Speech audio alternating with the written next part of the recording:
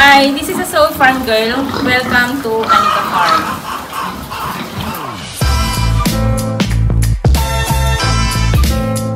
Audio Jungle.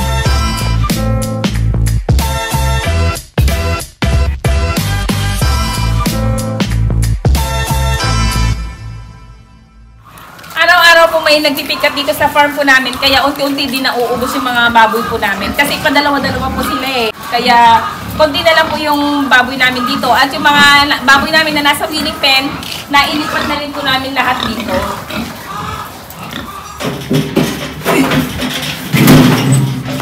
Okay na.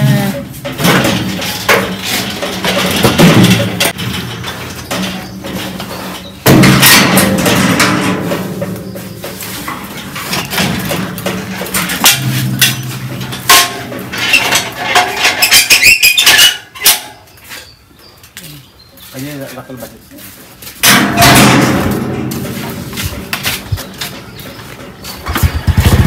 Sino mag-ulip na doon sila?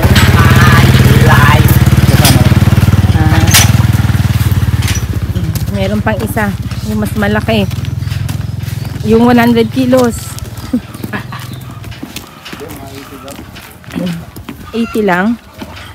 Ano yung pangkatay ba? Sa palengke. Ah, sa palengke. Hi, Bianca.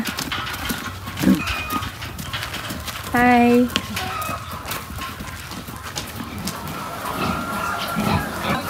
Hindi pa naligo yung mga baboy po namin na kaya mapapansin ninyo, madumi pa sila. Kasi umagang-umaga pa lang po yan.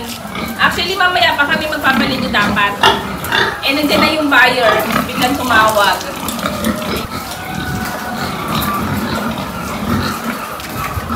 Yung medyo malaki-laki ng konti yung kukunin namin.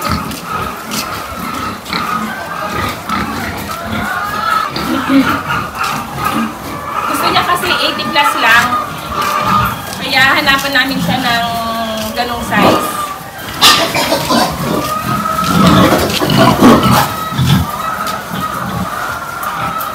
Ayan.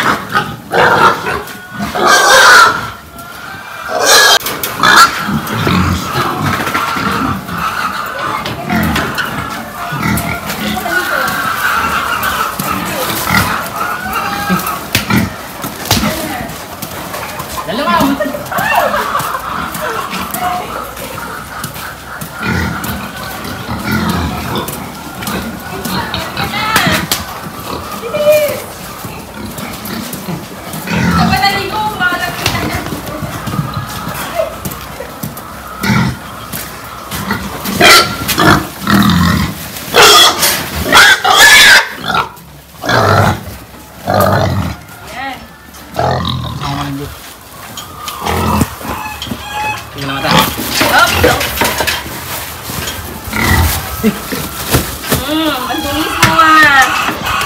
Ah, yung pinaliguan ni Ivan. Ha?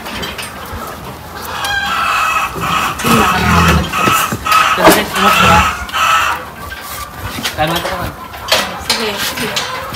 Usog ka pa, usog pa. Ayan, sige pa. Ayan.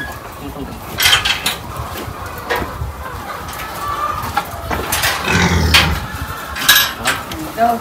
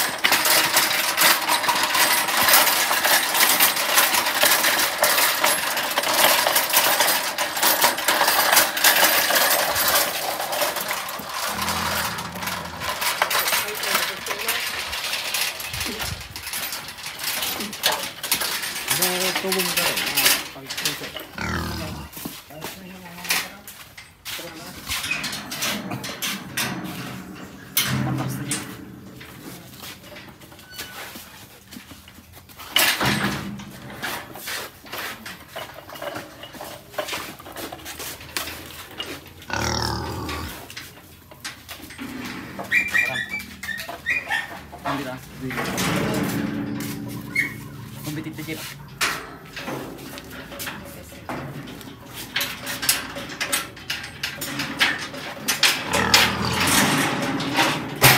Sakto pala yung ano.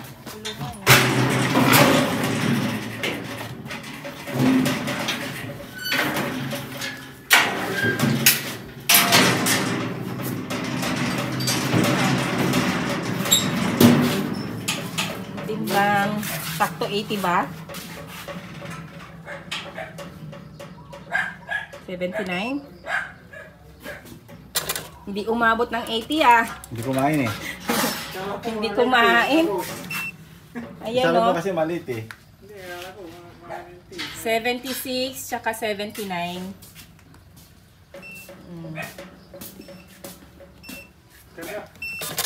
Karga na. Magkano, madam? Madali computerin natin. Yung naibigay po namin ngayon, yun yung mga pinakamaliliit sa grupo. Pero yung mga naiwan na lang doon is mga nasa 90 to 100 kilos na yun. So, may bibili din po kasi na buyer namin na taga Baguio. Yun, kukunin din po niya lahat yun. Yung mga naiwan na baboy doon, may kukuha po lahat noon, isang batch lang. Eh sa March 3 pa po namin makukuha yung ASF free certificate. Kaya hindi pa kami makapagbenta. Ayun, so ganun lang po.